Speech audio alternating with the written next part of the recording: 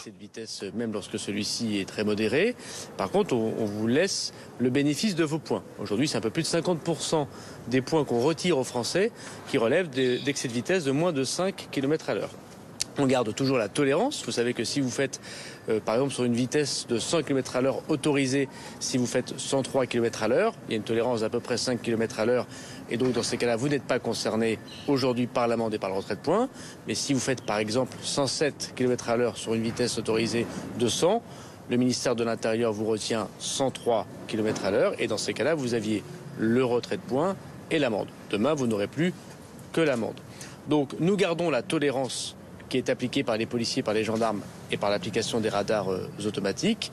Et nous considérons qu'à 5 km à l'heure au-dessus de la vitesse retenue, nous ne retirons plus les points à partir du 1er janvier 2024, mais nous conservons bien sûr l'amende en agglomération et hors agglomération. Les deux ne se cumulent pas en fait, la tolérance et les 5 km. Si, les deux se cumulent, c'est-à-dire que, je répète, si vous avez une vitesse autorisée à 100 km à l'heure, et que vous faites 107 km à l'heure, aujourd'hui on vous retient 103 km à l'heure. Et là vous avez aujourd'hui l'amende et les points. Demain vous n'aurez plus que l'amende.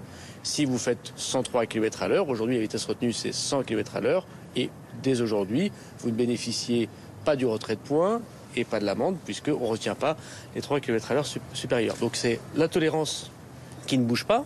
On laisse la tolérance pour les policiers, pour les gendarmes et pour les radars automatiques, bien évidemment. Et on rajoute les quelques kilomètres à l'heure que les Français trouvaient extrêmement frustrants, considérant qu'on leur retirait beaucoup trop de points, leur retirant parfois le permis de conduire, les empêchant pour les grands utilisateurs de la route, notamment ceux qui travaillaient, qui faisaient beaucoup de kilomètres le matin ou le soir, qui passaient devant beaucoup de radars automatiques et qui pouvaient légitimement se dire que cette politique n'était pas une politique de bon sens.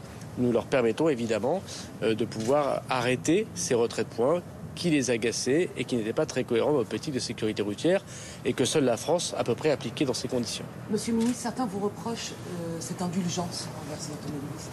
Écoutez, moi, je suis élu d'un territoire où je croise sans cesse des femmes et des hommes qui m'expliquent qu'ils font 30-40 km le matin pour aller travailler, 30-40 km le soir pour revenir travailler, qui vont chercher leurs enfants à l'école et qui passent, j'ai un exemple d'une dame, par exemple, à Tourcoing, devant 10 radars automatiques chaque jour pour aller travailler. Et cette dame respecte le code de la route. Il lui arrive que, cependant, lorsque 5 fois par semaine, vous passez devant 10 radars automatiques, vous avez une chance assez forte d'être un tout petit peu plus au-dessus de la vitesse autorisée. On n'est pas là pour retirer les points, les permis ou les amendes des très grandes personnes qui font des excès de vitesse très important. On est là pour parler des gens du quotidien qui font de petites incartades de quelques kilomètres à l'heure dans des conditions de répétition des trajets, notamment des trajets du travail.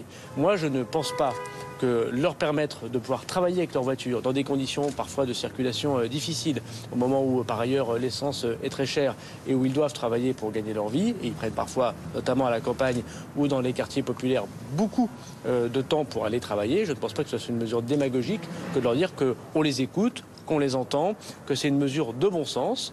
Bien sûr, il reste toujours l'amende. Et quand vous gagnez 1 500, 2 000 euros, payer des amendes qui sont entre 60 et 135 euros, c'est quand même évidemment déjà une sanction extrêmement forte qu'il ne faut pas sous-estimer.